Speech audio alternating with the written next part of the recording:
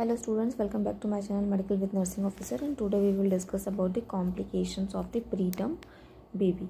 So complications की बात करेंगे आज हम. इससे पहले हम डिस्कस कर चुके हैं मैनिफेस्टेशन एंड उसके कॉजेज़ क्या होते हैं. तो आज हम बात करेंगे सिर्फ कॉम्प्लिकेशंस की.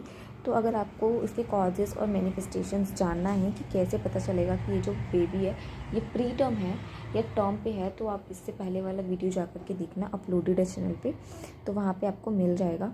आज हम बात करेंगे कॉम्प्लिकेशंस की. तो चलते हैं. सबसे पहले तो प्री टर्म बेबी क्या होता है, राइट. सो प्री टर्म बेबी वो होता है जो 37 वीक्स से पहले जिसका बर्थ होता है.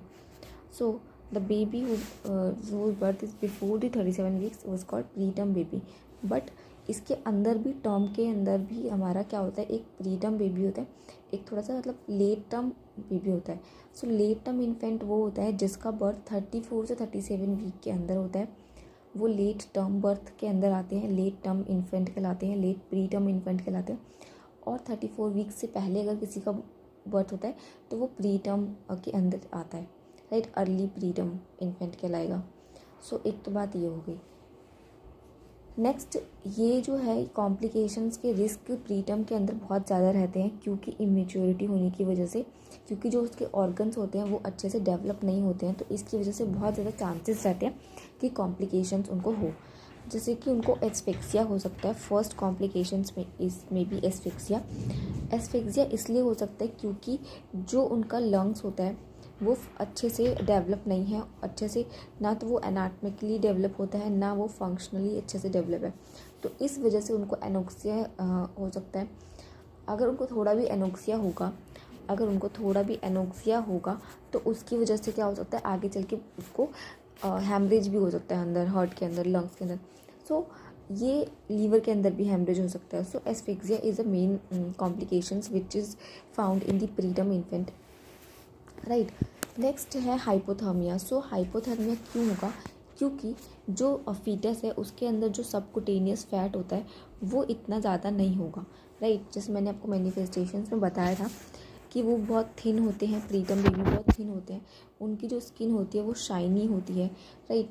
तो जो सबकुटेनियस फैट है वो उनमें नहीं है अच्छे से.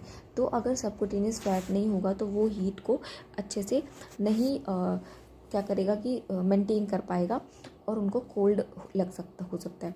सो hypothermia is the condition which is mainly found in the preterm neonates, preterm infants, right. Next complication की तरफ चलते हैं.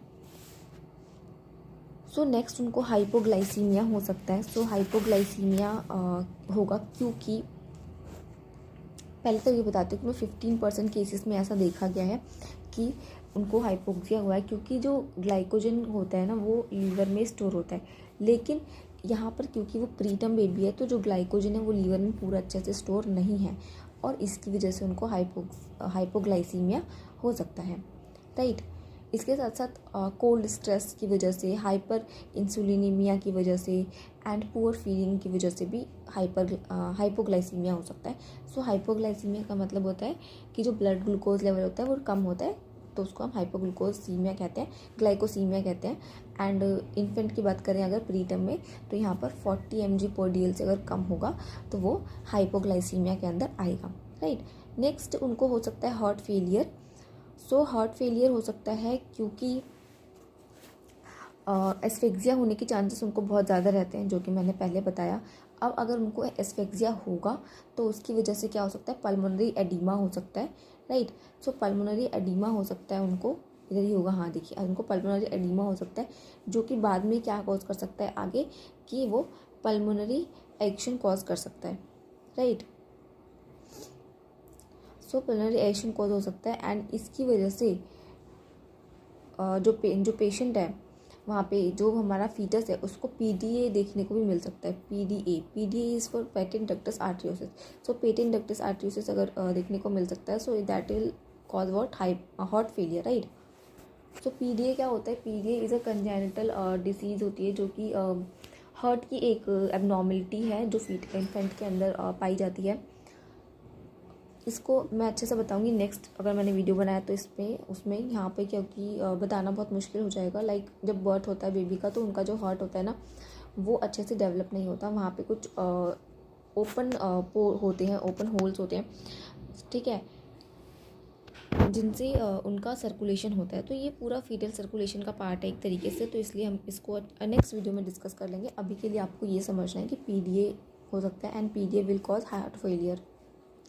नेक्स्ट हम डिस्कस कर लेते हैं। तो उनको हो सकता है fetal shock is may be the complications of the preterm neonate, because क्योंकि क्या होता है कि जो उनका आप समझ सकते हो कि उनका जो एनाटॉमिकल प्रोसेस है, एनाटॉमिकल जो फंक्शनिंग है वो सही से नहीं हुई है, राइट। तो वो सही से नहीं हुई तो उनको फिर क्या हो सकता है कि थोड़ा भी उनको अगर कोई भी प्रेशर होगा, कोई भी ऐसी कुछ भी ऊपर से कॉम्प्लिकेशंस होगी तो वो शॉक में डेवलप हो सकता है। अगर रिसक्सिटेशन प्रॉपर नहीं हुआ है, तो अगर रिसक्सिटेशन डिलीवरी के बाद प्रॉपर नहीं हुआ है, डिलीवरी के टाइम पे प्रॉपर नहीं हुआ है, तो कुछ टाइम के बाद उनको शॉक की कंडीशन हो सकती है। नेक्स्ट है oliguria and anuria. So oliguria and anuria इसलिए होगा क्योंकि जो किडनी है वो इमेच्योर है, क्योंकि किडनी इमेच्योर है तो वो अच्छे से हैंडल नहीं कर पाएगी water solute and acid loads को, तो उसकी वजह से उनको एन्यूरिया या फिर ओलिगूरिया होता है। Less decrease in the urine concentration and anuria means urine का पास नहीं होना, सो ये हो सकता है। नेक्स्ट जैसे मैंने बोला था PDA हो सकता है, so PDA is patent ductus arteriosus. Next dehydration and acidaemia हो सकता है क्योंकि रीनल फंक्शनिंग प्रॉपर नहीं है, जो मैंने पहले बताया। नेक्स्ट उनको एनीमिया हो सकता है, lack of stored iron, hypo function of the bone marrow and excessive haemolysis will all contribute to the anaemia. जैसे कि आपको पता है कि बोन मैरो का बहुत ही इंपॉर्टेंट रोल होता है RBCs के प्रोडक्शन में।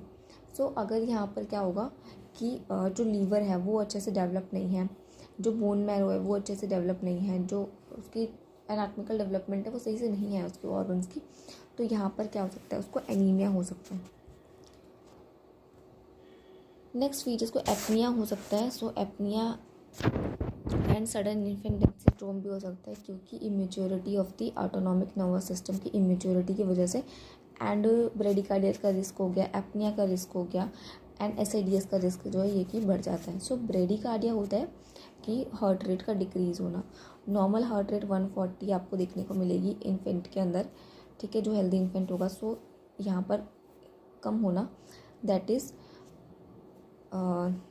Bradycardia. Then apnoea means respiratory system, जो रेस्पिरेशन रेट होता है उसका कम होना। सो ये सारी चीज़ें या फिर एब्सेंट होना, सो ये सारी चीज़ें क्या कॉज कर सकते हैं, that will cause to the death of the foetus, right, infant, sorry, death of the infant. Next है कि लेंथ हो जाएगा स्टे हॉस्पिटल में रहना, ऑफकोर्स ये तो हो ही सकता है। नेक्स्ट जॉन्डिस हो सकता है। जॉन्डिस क्यों होगा, क्योंकि जो हेपेटिक है ना, हेपेटिक इमेच्योरिटी की वजह से होगा। एज यू नो कि जो बाइल होता है वो किस तरीके से कॉन्जुगेट से अनकॉन्जुगेट में ट्रांसफ़र होता है। सो ये प्रोसेस आप एक बार देख लेना, तो उसको क्या होगा कि जॉन्डिस होने के भी चांसेस बहुत ज़्यादा बढ़ जाते हैं। इसलिए हम उनको वार्मर में हम उनको ज़्यादातर प्लेस करके रखते हैं। इन्फेंट जो भी प्रीटर्म होता है, ब्लू लाइट हम जॉन्डिस के अंदर हम उनको देते हैं। सो ये एक कॉम्प्लिकेशन है। One major complication is the cerebral haemorrhage. So cerebral haemorrhage हो सकता है क्योंकि जो उनकी स्कल की बोन्स होती हैं वो बहुत ज़्यादा सॉफ्ट होती हैं, अच्छे से डेवलप नहीं हुई है इस टाइम पे, एंड जो डिग्री ऑफ मोल्डिंग है वो भी ज़्यादा है। अगर डिग्री ऑफ मोल्डिंग ज़्यादा होगा तो उसकी वजह से सब ड्यूरल हैमरेज या फिर सब एरेक्नोइड हैमरेज हो सकता है। अब मोल्डिंग क्या होता है, अगर आपको ये नहीं पता तो चैनल पे जाकर के देखना, उसका वीडियो आपको मिल जाएगा, राइट। मोल्डिंग का वीडियो भी है, तो वहाँ से आप पता चलेगा कि what is moulding. So moulding ज़्यादा होगा तो उसकी वजह से हैमरेज हो सकता है, राइट। देन फ्रेजाइल सब ependymal capillaries cannot withstand minor degree of hypoxia leading to intraventricular hemorrhage. So cerebral hemorrhage is the main complications of the preterm neonate. So I think हमने complications सारे cover कर लिए हैं, and यही complications होते हैं जो कि डेथ तक भी कॉज कर सकते हैं इन्फेंट का। सो या this is all about the complications of the preterm baby. I hope आपको लेक्चर समझ आया। अगर समझ आए तो वीडियो को लाइक करें, शेयर करें अपने फ्रेंड्स के साथ, एंड थैंक यू फॉर